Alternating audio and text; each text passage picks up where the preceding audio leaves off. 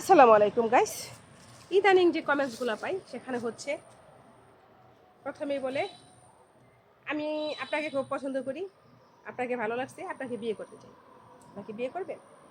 তো আমি কি এখানে ফেসবুকে কি আমি গটকালি করতেছি না বিয়ের প্রস্তাব নিয়ে আসছি? ফেসবুকে আমি ভিডিও বানানোর জন্য আসছি।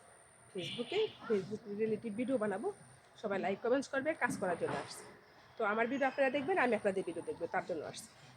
এখানে আইসাই বলে আপনাকে খুব ভালো লাগছে, আপনারে বিয়ে করতে চাই, আপনার ছেলে মেয়ে কয়জন, আপনার স্বামী কি করে, আপনার সাহেব কি করে, আপনার বর কই, আপনি বিবাহিত, ম্যারিড না আনম্যারিড? এই বেটা আমার দেখলে কি চেনা জানা আমি ম্যারিড না আনম্যারিড? আমি তো বুড়া বেডি। 30 থেকে 40-এর মধ্যে যাদের বয়স তারা তো বুড়াই। তো আমি তো 36 বছর মানে আমি বুড়া বেডি, ঠিক আছে? তো আমি বুড়া, একটা বুড়া মানুষকে দেখলে কি বোঝা যায় না সেটা বুড়ি?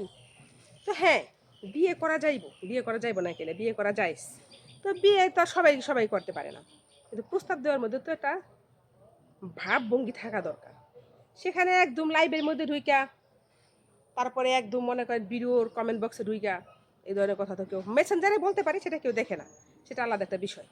আর মেসেঞ্জারেও যারা আমাকে খারাপ কোনো পিকচার পাঠায়, খারাপ একটা ছবি পাঠাইলো, এতটুকু ইঙ্গিত দিলেও, এতটুকু খারাপ কথা বললো, এটুক বললেও আমি বলবো না যে কী বললে, এতটুক বললেও আমি তাদের ব্লক মেরে দিই।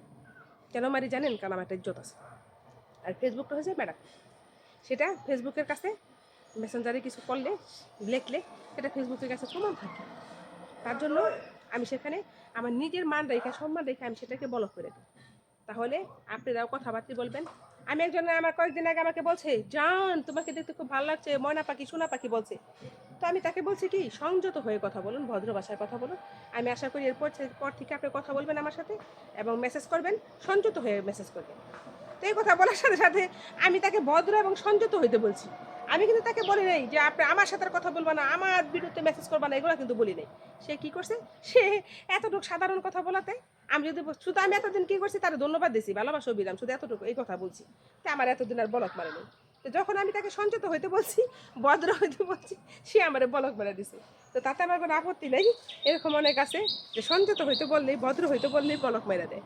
তো সংযত ভদ্র হইতে বলাটা কিন্তু পাপের কিছু না, গুনার কিছু না, সুন্দর একটা বিষয়, তাই না? তো সংযত ভদ্র হইতে বলা তো ভালো ভালো কথা। এবং আমরা সবাই সংযত ভদ্র হইতে চলা উচিত, তাই না?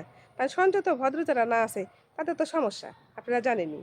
কারণ সংযত আর ভদ্র সব কিছুই ভালো জিনিস। দেখেন সেফটিন খুলে যায়, দেখছেন? শাড়ি পরতে পারি না, কিছুই পরতে পারি না, খালি খাইতে পারি। তো সংযত আর ভদ্র হয়ে চলা ভালো। তো আমি মনে করি যারা নাকি মনে করেন এই ধরনের মেসেজগুলো করেন, তারা এই ধরনের মেসেজ করবেন না। এই যে আমার এখন বর্তমানে যে ইদানিং যে ফলোয়ার্সগুলো আছে, অ্যাক্টিভ ফলোয়ার্স, আলহামদুলিল্লাহ মাশাআল্লাহ, অনেক সুন্দর সুন্দর কমেন্টস করে, অনেক সুন্দরভাবে কমেন্টসের উত্তর দেয়।